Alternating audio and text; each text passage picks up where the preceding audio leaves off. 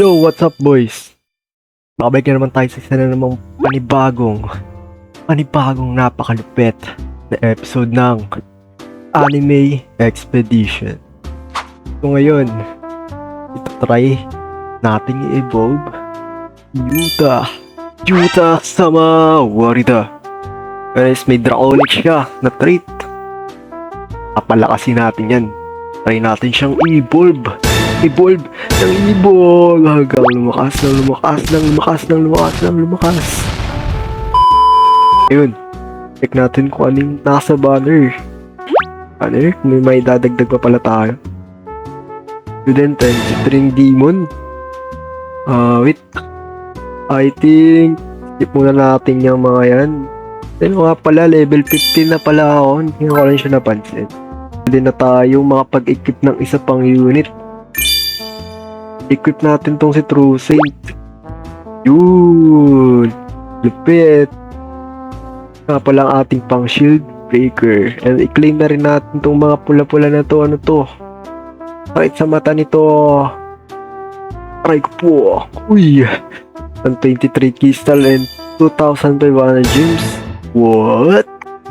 And calendar. Ano? Nox! Nice one ka boy! Talaga nga naman napakalupit ya.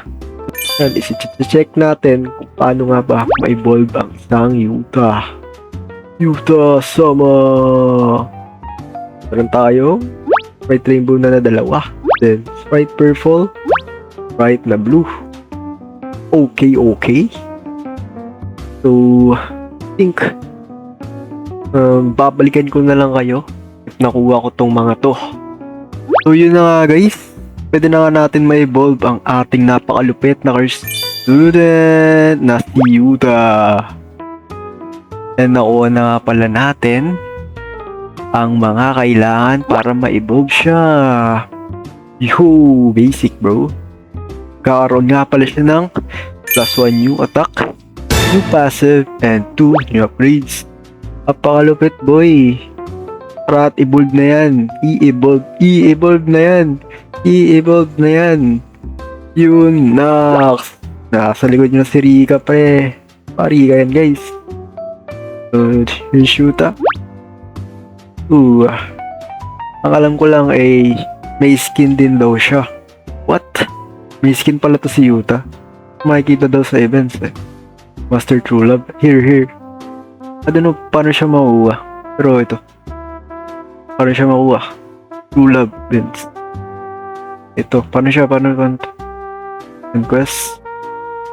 With the boss node on the master payload A mode. What's that?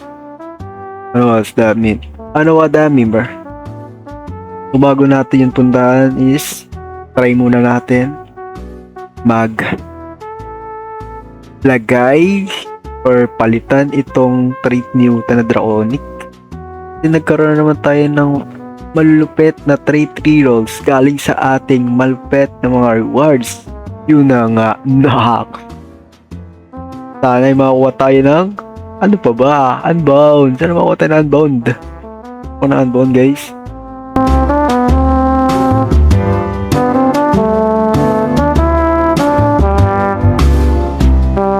Primordial. Oy, kung nakakuha tayo ng Primordial guys, I think pwede na muna to kay Yuta.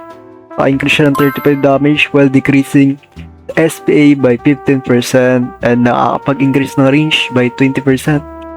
0.2%? Para siya makuha. What the? Di na lang ginawa unbound no pre. Di na lang ginawa unbound. Kaya itong set potential. Check natin to. Ilan na ba yung potential ko dito?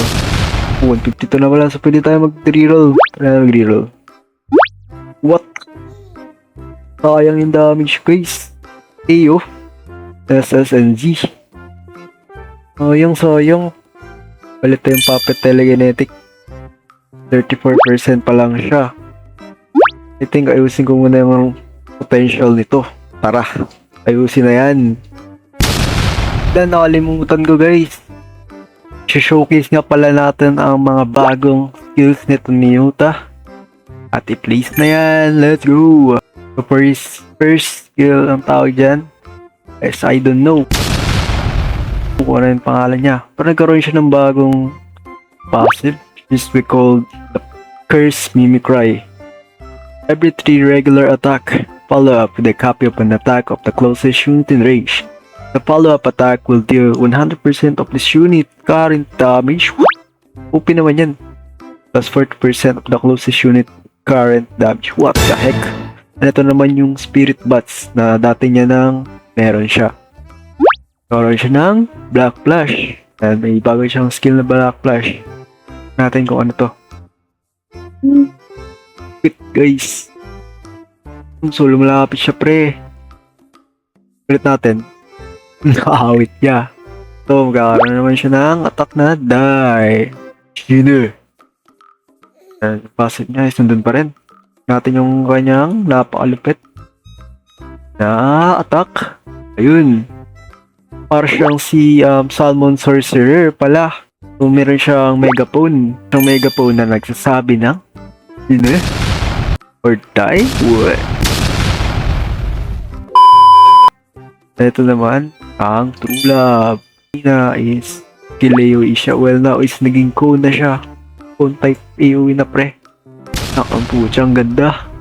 Alala ko yun sa Anime Adventures ha. Ganito din yung skill niya. Nakakamiss ha. Yun no. So yun lang para sa skill ni Uta. Babalikan ko na lang kayo if 100% worthiness na ito. Yun na nga. After freaking many years is na po 100 worthiness na rin natin siya. 100% worthiness na siya. So let's go.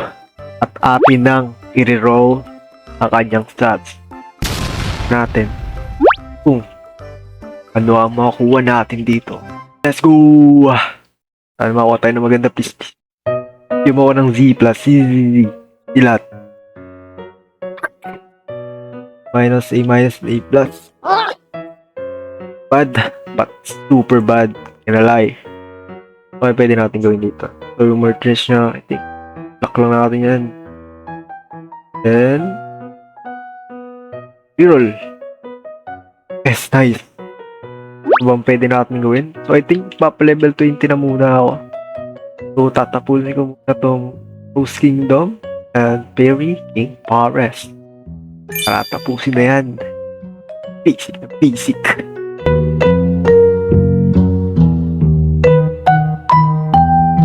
Now we are on the last stage of this freaking stage na sa Rose Kingdom.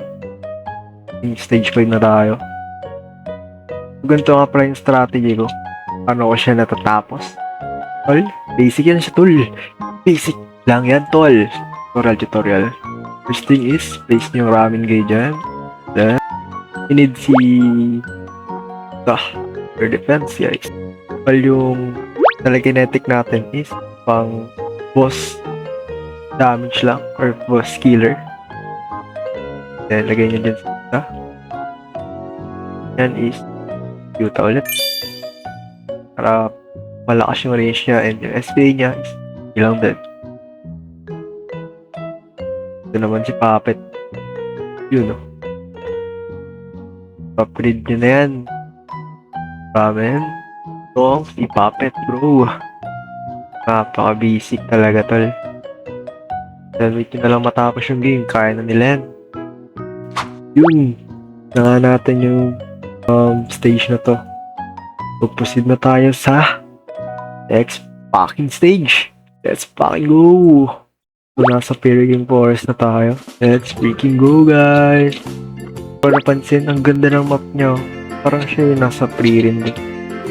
Kasi na lang sa pre-rin. Pero ito yan. Not gonna lie bro. I think balikan ko na lang kayo guys. Tapos ko na tong mga to. And yun, nakapos na natin ang ating napakalupit na nagagupit na Fairy King Forest Act 5. Yeah. Level 22 na tayo. Pwede na tayo ng isa pang unit. Mag-roll na lang ako para kay Senku. Si Dr. Stone, I don't know what's his name bro. Not gonna lie. And nakuha na natin agad. What the heck? Oh, yun. Aral tayo ng investor. Trip. Draconic. Buti na Draconic. This investor. Nakaban ako, pre. Yun. Nakuha natin agad. Complete ko muna tong daily challenge natin. So, balikan ko na lang kayo. Ipatapos ko na to. Hindi na nga nakatagal. At natapos na rin natin ang ating daily challenge. Let's go. Wah. Yung think tatapusin ko na yung buong story nito. What a good journey, guys. Tatapusin ko na tong King's Song na to. Till level 5. I mean, Act 5. Yung Act 5 na. And level 20 na tayo. So, pwede na tayong makapag-grade. Wala tayong makapag-grade, guys. And I guess tapusin muna natin to. Grabe, pre. Maawa naman kayo sa kalaban, boy. Okay na. Maawa naman kayo. Hindi ba kayo Carmanian, pre? Wala kayo na pala to. Patay na pala si Gojo, pre.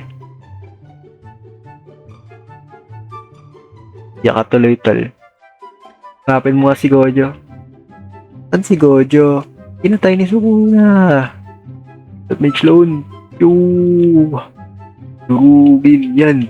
Tapusin. Lahat na tayo, Puppet. So, natapos na natin ang King's Song Act 5 at ang buong story niya sa normal mode. Tapos na rin pala natin lahat ng story. Find ko lang. Napansin. I think try muna natin mag-grade ngayon.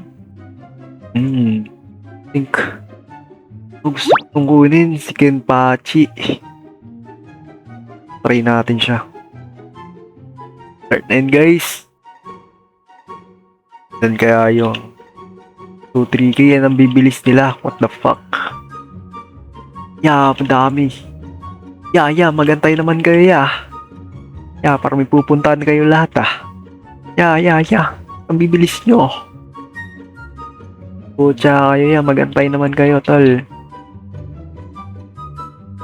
Lapit lang pala ng nila. Base, pre. Natin ito lalagay sa dulo. So, yan. Galingan natin, guys, para matalo natin tong to. Ano naman, nandito na ang ating malulupit na units, guys. Sible hindi matalo to, pre. Ay, manalo pala. Nandito na nga ang boss nila, si Glam Reaper. Ba't ngayon ba? Ito ba itsura nito? Pre mo ang ano. Ang isang kalaban. NANI? Biisik Pag napunta na dito, I think dito. Kalaban is hindi na natin complete control. Ayan, guys. Yan. After mapunta nila dito, magko-cooldown na ang ating complete control. Mind games, pre. Mind games.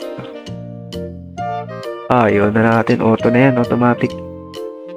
Tatalo kaya natin to. Bangan sa next season. 100% yung build. What the fuck? Rewind. Tagal mag-rewind. Talo na siya, guys. Yung nag-rewind. Kaya niyan. Tatalo na si Glam Reaper. Kaya niyan.